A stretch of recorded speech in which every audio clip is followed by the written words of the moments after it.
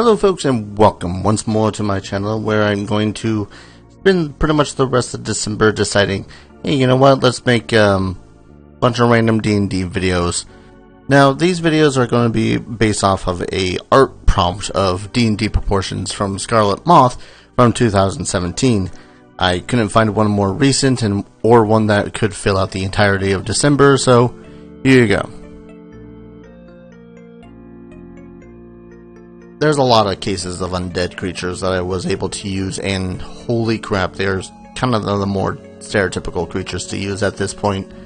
Sure, you got the ones that you can just be all like, oh, but he's a redeemed skeleton or something like that, but I don't know.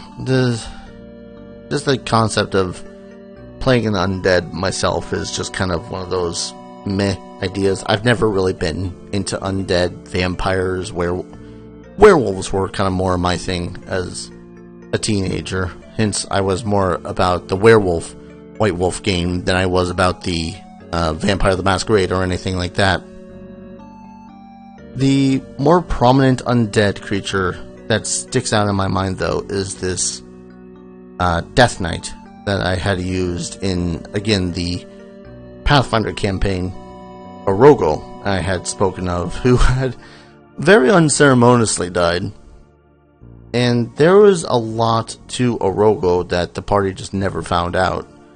Like, he was originally, I want to say he was originally going to be like a deep descendant of the paladin of the party, and how he was supposed to, you know, use his blood to get a proper resurrection and whatnot, or some silly stuff like that. And he was a very stereotypical martial undead character. He had spellcasters with him to make up for his own shortcomings of not being a spellcaster. Even though he was a paladin, he was just kind of the anti-paladin.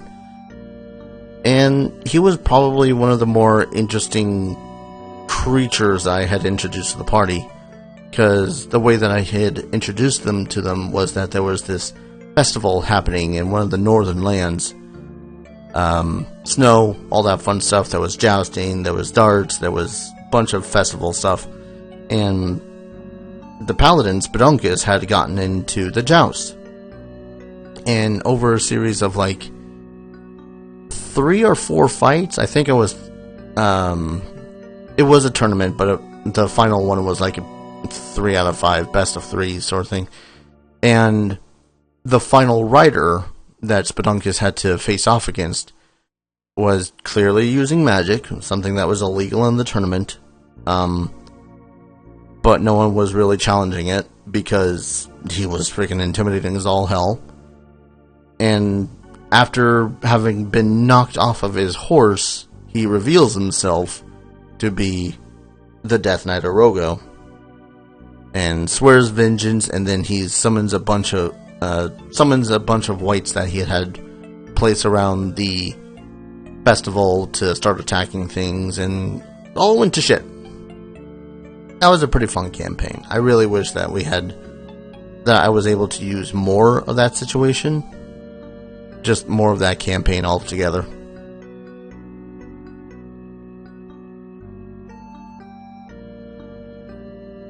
Thank you everyone so very much for watching and listening to these random, seeming smaller D&D stories. If you guys like this series, like, comment, subscribe, all that fun stuff. I hope to be doing this throughout the entirety of December. And if you are here for more D&D based stuff, I have several D&D stories videos and some opinionated videos and some Let's Plays based around Dungeons & Dragons game. Some of my more favorite ones are the Dark Alliance games, and check those out. And if you want to torture yourself, there's also Eye of the Beholder for Game Boy Advance.